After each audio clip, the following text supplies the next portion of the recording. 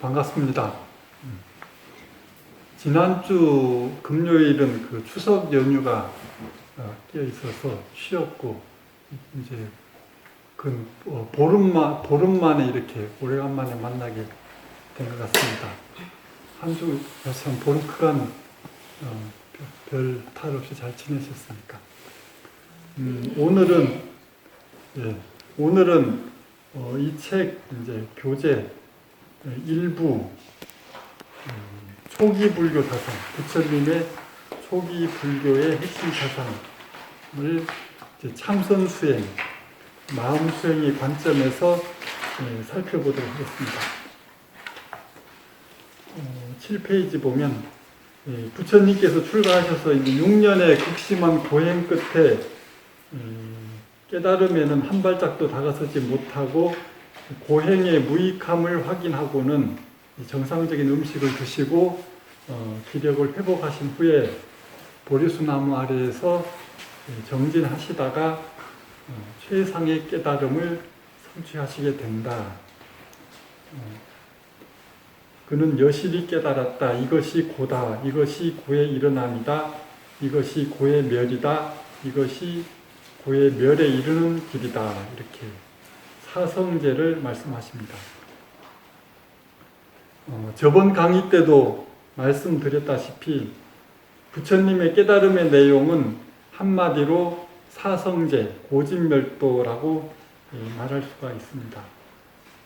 부처님의 가르침, 불교의 원리는 복잡하고 이해하기 어려운 것이 아니고 지극히 간단 명확한데 중요한 것은 실제 생활에 있어서 실천이 중요한 것입니다. 그리고 이제 이렇게 도를 깨치시고 난 뒤에 집 짓는 일을 찾아내려고 그러나 찾지 못한 채 수많은 태어남의 윤회 속을 줄곧 헤매어 왔었네. 태어남은 언제나 실로 괴로운 것. 집 짓는 이여 드디어 너를 찾아냈도다. 이제 내 마음은 형성되지 않은 열반을 이루었네. 온갖 가래 다 끝내어 버렸네. 이렇게 이제 법구경에 나옵니다. 여기서 수많은 태어남의 윤회 속에 줄곧 헤매어 왔었네. 태어남은 언제나 실로 괴로운 것. 태어남은 괴로운 것이라고 말씀하십니다. 여러분들은 실제로 이 태어남이 괴롭다고 이렇게 생각되어집니까? 저도 젊어서는 이 부분, 이게 태어나고 사는 것이 괴롭다, 이게 젊은 나이에 이게 전혀 이게 이해가 잘 되지가 않고 그렇게 했었는데, 나이가 들어서 이제 곧 이제 60이 다 돼 가니까 이제 좀 이해가 되고 이제 마음으로 이제 받아들여지기, 조금씩 받아들여지기 시작하는 것 같습니다. 산다는 것이 즐거운 일도 있지만 괴로운 것이다. 모든 존재의 실상, 삶은 태어나서 살고 죽음은 이제 태어나는 것은 괴로움의 시작이다. 현대 철학에서도 모든 존재의 삶에 대해서 비관주의적인 것도 있고 낙관주의적인 것도 있죠. 그런데 있는 그대로의 존재의 실상은 비관주의가 실상에 더 가깝다, 이렇게 이야기들을 인정을 하고 있습니다. 불교는 특히나 이런 이제 삶에 이제 꼭 그렇다고 해서 부정적인 것이, 부정적이라기보다 본질적으로 모든 존재는 항상하지가 않고 변하고 변해가고 결국은 사라지는, 죽음을 맞이하는 그런 유한한 존재다. 그래서 존재의 본질 자체가 괴로운 것이다. 이렇게 정의를 내리고 있습니다. 이것이 고다, 이것이 고의 일어남이다, 이것이 고의 멸이다. 이게 고의 멸에 이르는 길이다. 이렇게 고진멸도인데 이 고진멸도 사성제 중에 가장 중요한 것이 고성제, 이 괴로움을 인식하는 것이 가장 중요하다고 할 수 있습니다. 사람들은 이 실상 자신의 문제의 근원을 받아들이고 직면해서 해결하려고 하지 않고 좋게 이제 말하자면 이제 긍정적인 사고라고도 말을 하는데 그렇게 이제 적당히 좋게 받아들이고 본질은 자꾸 회피하려는 경향이 많죠. 그래서 일시적인 행복에 안주하고 그러한 행복을 추구하고 집착하는 경향이 많습니다. 그런데 이제 불교 부처님은 이러한 일시적인 행복조차 결국 항상하지 않고 변해가고 결국은 사라지는 그래서 본질적으로 고다 이렇게 말씀을 하셨습니다. 그래 이 고를 제대로 인식하는 것, 우리의 살아가면서 부딪히는 모든 문제의 근원, 이 고를 인식하는 것이 수행의 첫걸음이다. 그래서 가장 중요한 것이다. 이렇게 말할 수가 있습니다. 두 번째, 연기법이 나오는데요.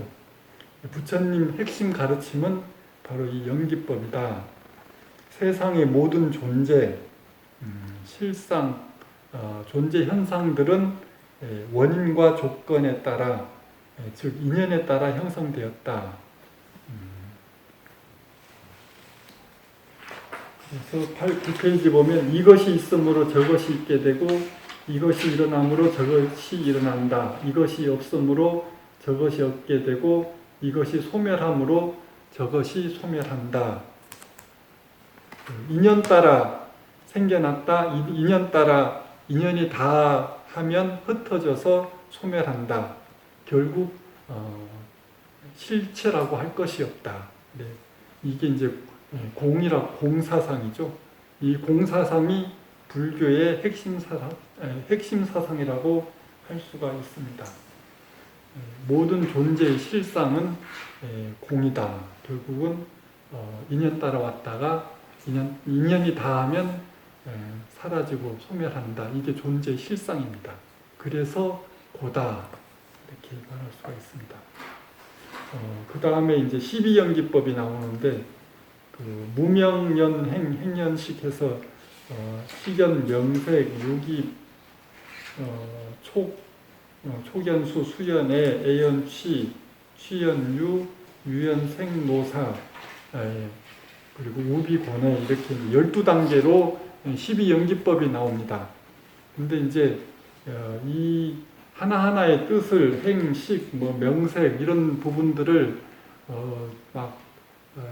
책이나 강의하는 걸 보면 열심히 잘 설명들을 잘 하시는 분들이 많이 있습니다. 그런데 저는 이 하나하나의 뜻을 알려고 해도 제대로 이해하기가 어렵고 또 이제 마음에 와닿지가 않아요. 실제로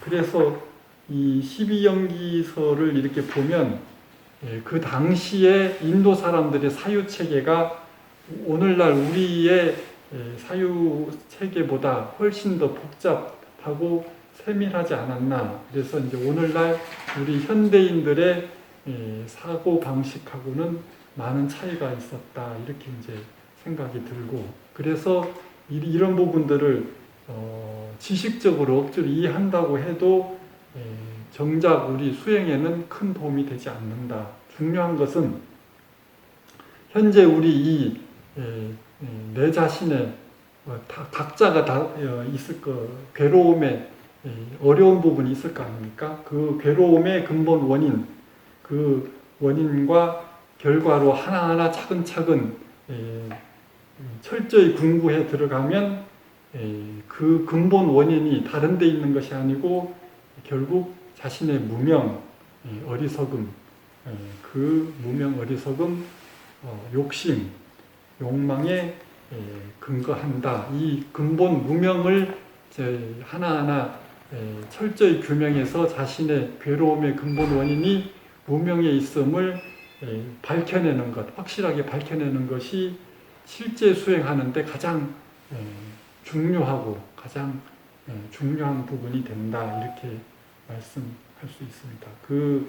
자꾸 이제 이론에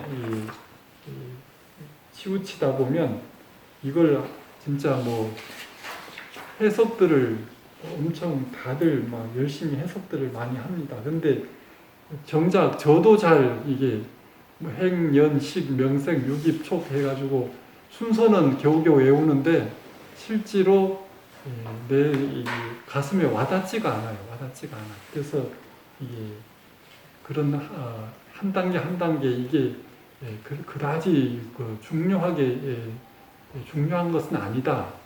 중요한 것은 그 무명, 욕심, 자기가 이게 이제 살면서 겪는 모든 괴로움, 고통의 근본 원인은 다른 데 있는 것이 아니라 다른 사람, 뭐 상황 이런 탓을 하기 쉬운데 그런 데 있는 것이 아니고 결국 자신의 욕심에 있다. 이 부분을 찾아내는 것. 자기가 이제 내가 이 고통의 근원이 바로 다른 데 있는 것이 아니라 이런 내가 욕심을 내고 있구나. 이걸 갖다가 찾아내는 것, 그걸 갖다가 밝혀내는 것이 가장 중요한 것이다. 이렇게 말할 수가 있습니다. 사실 사람마다 100이면 100, 1000이면 1000, 다 각자 원리는 이렇게 똑같아도 다 각자 괴로움의 근원은 조금씩 사람마다 다 다릅니다. 상황 따라, 사람 따라 다 다른데 그게 이제 각자 자신이 찾아내야 될, 해결해야 될 숙제라고 할 수 있습니다. 나를 힘들게 하는 고통의 근본 원인이 바로 내 자신의 욕심에 있구나. 나에게 이런 욕심이 있었구나. 이걸 갖다가 이렇게 이제 자신의 욕심, 마음의 욕심을 깨닫는 것, 이것이 마음 수행의 가장 중요한 관건이라고 할 수가 있습니다. 다음에 11페이지 초전 법륜이 나옵니다.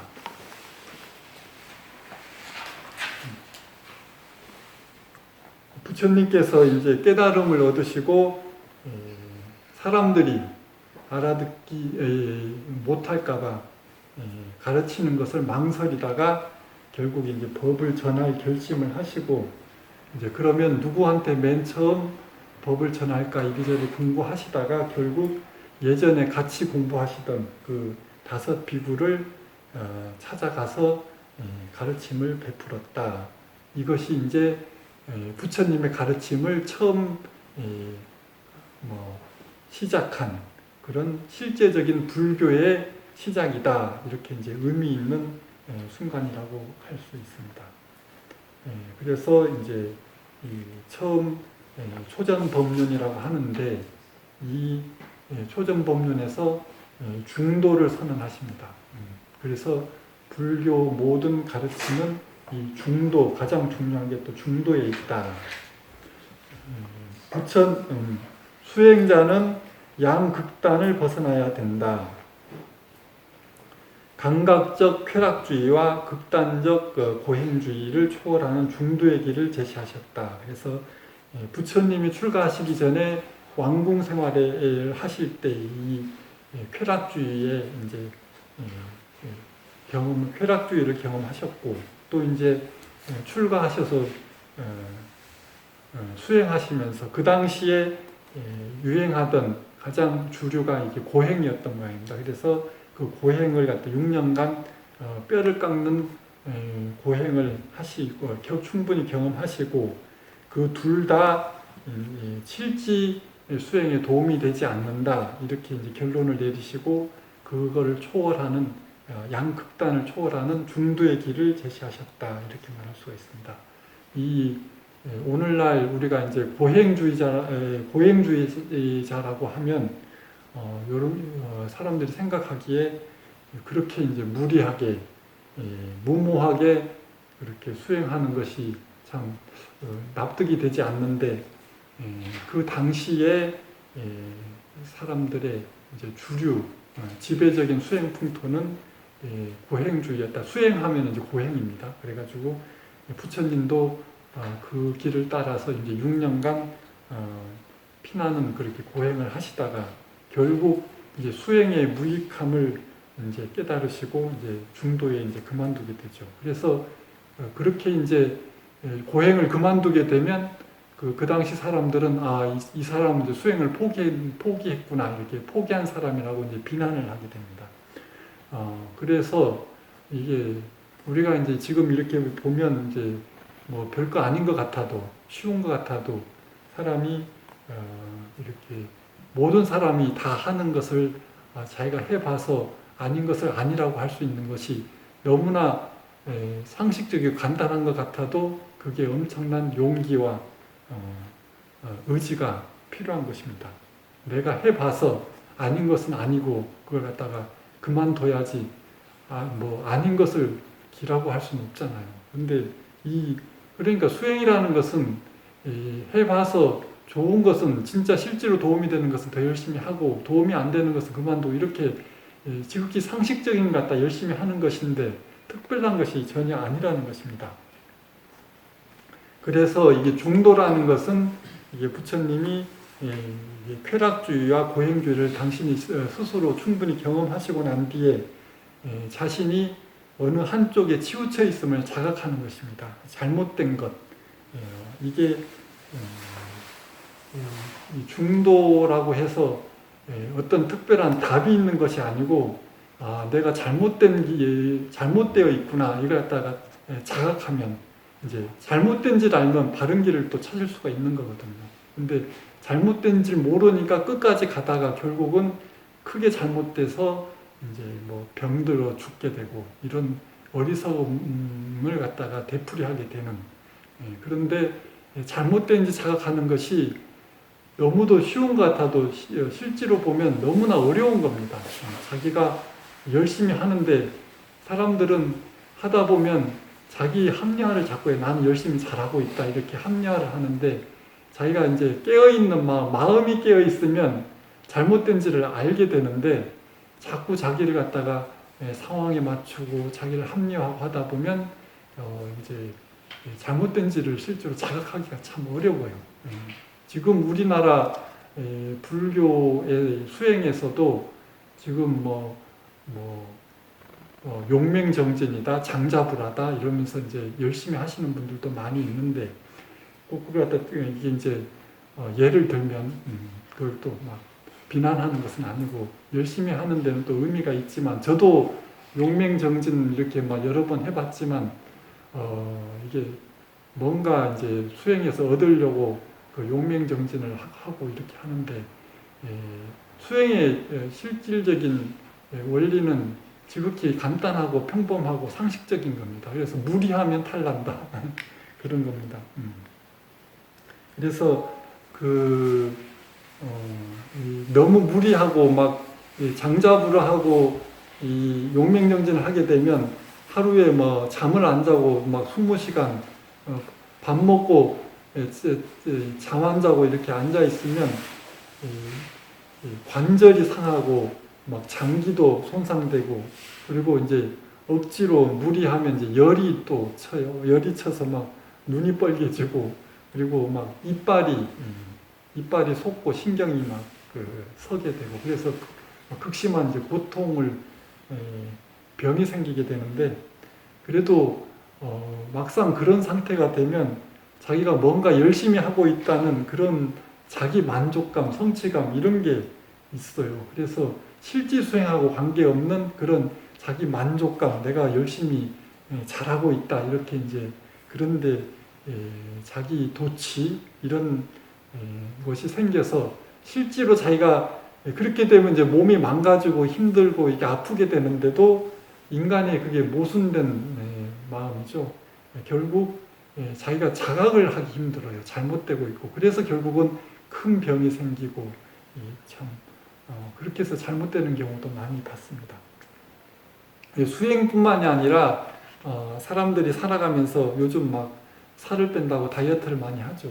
그래서 막 음식을 제대로 먹지도 않고 그게 심하면 이제 뭐 거식증, 음식을 기피하게 되고 이렇게 되는데 그런 것들도 음식 제대로 못 먹으면 결국 뭐 이제 건강을 상하게 되는데 그렇게 살 빼고 이제 이쁘게 보이고 싶어서 그렇게 하기도 하고 또 이제 운동 과다 이런 것도 다 고행주의입니다. 고행주의. 옛날 사람들만 고행을 한 것이 아니고 요즘 사람들도 다 자기들이 원하는 바를 성취하려고 무리를 해서 그렇게 고행을 하는 겁니다. 그러니까 이 운동 과다, 운동 중독에 빠지게 되면 정작 몸은 이제 무리를 하니까 괴롭고 이렇게 힘이 들고 어디 탈락이 되는데 자기 생각, 마음은 행복, 오히려 이제 즐겁고 행복하게 느껴지는 겁니다. 그래서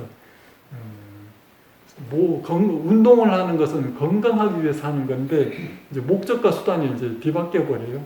그래서 이제 몸을 상하는 줄도 모르고 이제 그렇게 잘못되기 쉽다. 오히려 건강을 해치게 되는 그런 어리석음을 범하게 된다. 그래서 일상생활이나 수행이나 모든 부분에 있어서 어떤 진짜 자기한테 도움이 되는 그런 부분이 바로 이제 중도, 절대 무리하지 말고 그렇게 이제 깨어있는 마음으로 자기를 살펴야 되는데 실제로 자기가 잘못되는지 알기는 참 어렵다. 그래서 이제 깨어있는 마음이 중요한 겁니다. 조금 무리하면 내가 너무 이거 욕심내고 있구나, 이걸 갖다 욕심이구나를 갖다 깨닫는 것이 실제로 중요한데 그런 상황이 되면 그걸 알아채리기도 참 어렵다. 그 부분을 그래서 욕심을 비워야 자신을 제대로 알고 모든 것이 제대로 보이는 법입니다. 그런 부분에 있어서 아까 이제 모든 고의 근원, 이제 12연기법 이런 데서 욕심을 내고 있는 부분을 알아채리는 것이 중요하다 이렇게 말할 수가 있습니다. 중도란 이제 8정도를 말한다. 그래서 이제 정견, 정사, 정어, 정업, 정명, 정정진, 정념, 정정에서 이제 8정도라고 하는데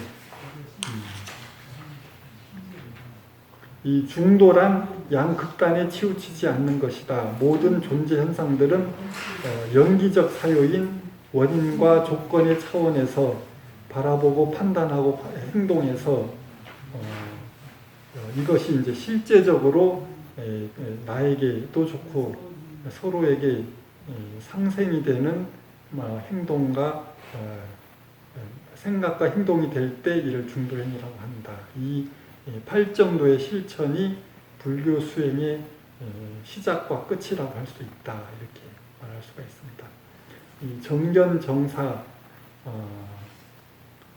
모든 존재 현상들은 이제 연기적 사유, 원인과 결과의 차원에서 생각하고 판단해서 모든 고통의 근원이 무명에 있다. 자신의 욕심, 갈망, 욕심, 욕망에서 비롯된 것임을 아는 것, 이것이 정견정사죠. 이게 12연계에서 말하는 그 내용하고 거의 일치하는 것입니다.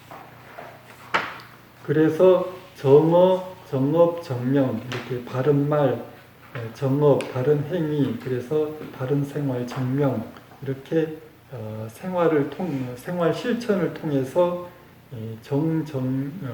정정진, 바른 노력, 수행 정진하는데 도움이 되는 것은 열심히 하고 도움이 되지 않는 것은 과감하게 그만두는 것, 이것이 정정진, 바른 노력이다. 이렇게 보면 이제 너무나 평범하고 상식적인 건데 실제로 막상 실천하기는 쉽지가 않다. 이렇게 말할 수가 있습니다. 그래서 정념, 정정까지 8가지 8정도가 나옵니다. 정념이라고 하면 이제 항상 깨어있는 마음. 그래서 아까도 말씀드렸다시피 자기 자신이 뭘 잘하려고 하는데 너무 잘하려고 하면 또 이제 욕심을 내고 욕심이 내고 돼서 이제 지나치면 그게 병이 오히려 잘하려고 했던 게 병이 되고 이런 부분들이 살면서 워낙 많죠. 이런 부분이 욕심이 앞을 가리면 자기가 항상 잘하는 줄 알아요. 자기는 좋은 뜻으로 잘하려고 했으니까 결과도 좋을 것이다 하고 이제 잘하는 줄 아는데 이것이 이제 정념, 깨어있는 마음으로 이제 자신을 갖다가 잘 알아채리면 이게 내가 이 부분에서 욕심을 내고 있구나. 이걸 갖다 실제로 자각을 해야 됩니다. 그래서 이 정념, 바른 마음 챙김이 그렇게 중요한 것입니다. 이 정념을 통해서 이제 적대, 그래 이제 중도, 정념을 통해서 이제 정정, 바른 마음, 바른 선정이라고 그러죠. 선정, 마음이 언제나 한결같아서 흔들림이 없고 평정한 상태. 일상생활에서 항상 평온하고 무심한 마음을 성취한다. 이게 이제 바른 선정 삼매라고 할 수 있습니다. 이 바른 마음, 흔들림이 없는 평정한 마음 상태. 이게 이제 수행의 궁극이라고 할 수 있죠. 마음이 언제나 한결같아서 어지러움이 없고 좋고 나쁘고 옳고 그르고 이런 상대적 분별 세계를 벗어나서 완전한 중도를 실현하는 것이다. 이 정념 정정이 이래서 이제 8정도가 나오는 이 8정도가 바로 불교 수행의 처음과 끝이라고 할 수가 있다. 이렇게 말할 수가 있습니다. 이 정정, 바른 선정 삼매, 이게 참 삼매에 대한 사람들이 이게 관점이 여러 개가 있어요.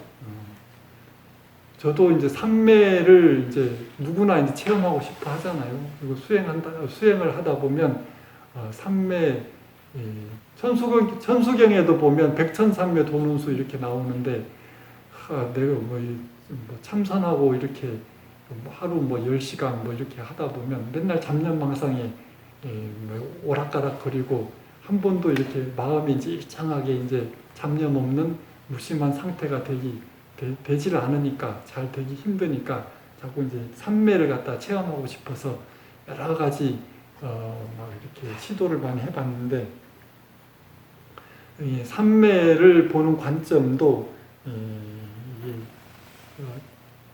여러 가지가 있는 것 같습니다. 그래서 삼매를 뭐 특이한 정신 상태, 마음 상태, 그래서 현실 세계를 벗어나서 특이한 어떤 정신 상태를 말한다.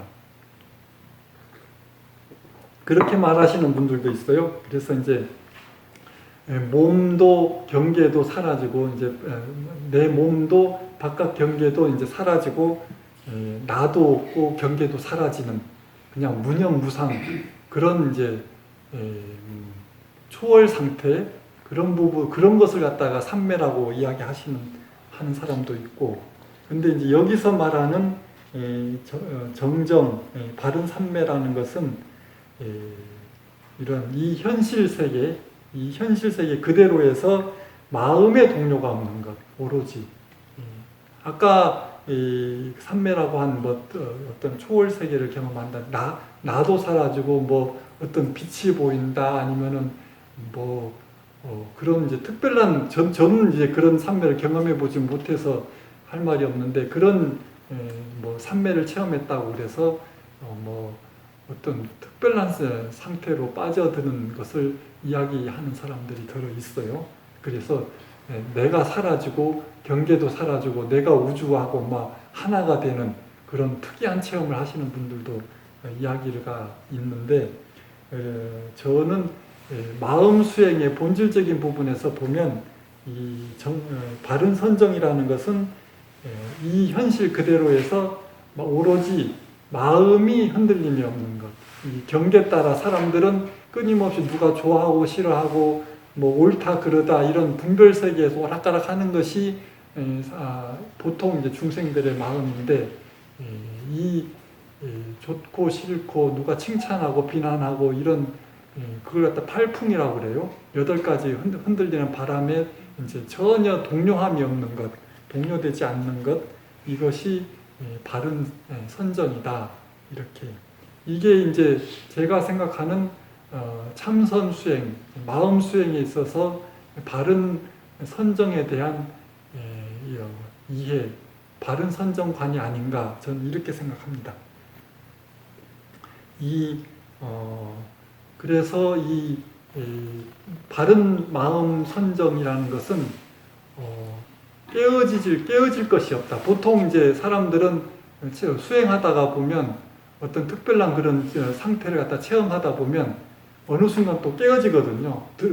뭐 어떤 그런 뭐 내가 사라지고 경계가 사라지는 그런 특별한 경계가 항상 되면 사람이 그냥 사라지는 거잖아요. 근데 그 상태가 항상 있는 것이 아니고 언젠가는 깨어지고 그 삶에서 나오는 거잖아요. 있고 없고는 바른 삶매가 아니다. 그래서 누가 이제 그런 특별한 삶매 상태에 있다가 뭐 누가 말을 시키거나 뭐 건들거나 뭐 항상 그래요. 어떤 이제 좋은 상태에 있을 때 누가 이제 뭐 어떤 사건이 벌어지고 누가 어떤 이게 방해를 하게 되면 막 그 선정이 깨졌다고 그래가지고 선정이 깨어졌다고 그래서 막 화를 내고 이런 사람도 있고 실제로 봤습니다. 선정이 깨지면은 그 즐거운 선정락이 있거든요. 그 즐거움에 취해 있는데 한창 기분 좋은데 누가 막 그걸 깨트리면 저절로 자기도 모르게 화가 나잖아요. 그러게 이제 근데 그런 선정은 제가 볼 때 들어가고 나옴이 있는 항상 하지 않는 것은 바른 선정이 아니다 이렇게 이제 저는 말을 합니다. 그래서 바로 바른 선정이라는 것은 이렇게 이제 들어가고 나옴이 없이 일상생활에서 그대로 여기 이제 나중에 이렇게 깨달은 이런 조사 스님들이 말씀하시는 거 보면 뭐 청소하고 물 깃고 나무하고 빨래하고 이런 모든 생활 가운데서 마음의 동료가 없는 것 이것이 우리 선종 마음 수행에 있어서의 바른 선정관이 아닌가 이렇게 저는 생각합니다. 저는 그래서 이게 이제 여러분이 듣기에는 이제 별거 아닌 것 같아도 저도 이렇게 이제 결론을 내리기까지는 많은 시행착오를 하고 그런 선정을 체험하기 위해서 뭐 여러 가지 이제 말하자면 외도 수행까지 하고 거기서 이제 막 특이한 체험도 하고 이렇게 해봤는데 항상 그런 거기서 이제 선정이라고 그래요. 선정이라고 하는데 거기서 말하는 선정들은 항상 들어가고 나옴이 있어요. 깨지는 게 있단 말입니다. 항상 하지가 않아요. 항상 하지가 않는 것은 바른 법이 아니다. 저는 이제 그런 큰 중요한 원칙이 있다고 생각합니다. 그래서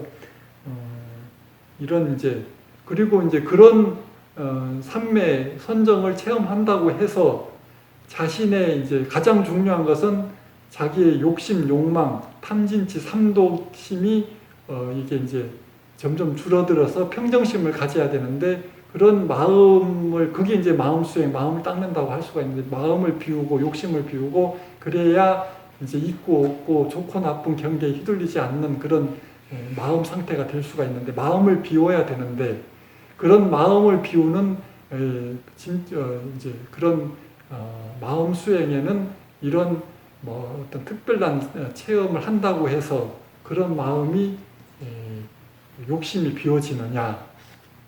저는 그렇지가 않다고 봅니다. 그래서 그게 이제 바른 선정, 바른 수행이 아니다 이렇게 말할 수가 있습니다. 보통 아까도 말했다시피 그런 선정을 닦게 되면 그런 기분이 좋으니까 마음이 좋으니까 계속 지속되고 싶고 그거 지속이 깨지면 이제 자꾸 이제 별로 마음이 좋지가 않고 누가 이제 막 방해를 하면 좋지가 않고 또 일상생활보다 그렇게 되면 이제 그게 이제 또 전도가 됩니다. 일상생활보다 그런 상태로 더 가고 싶어 하는 거예요.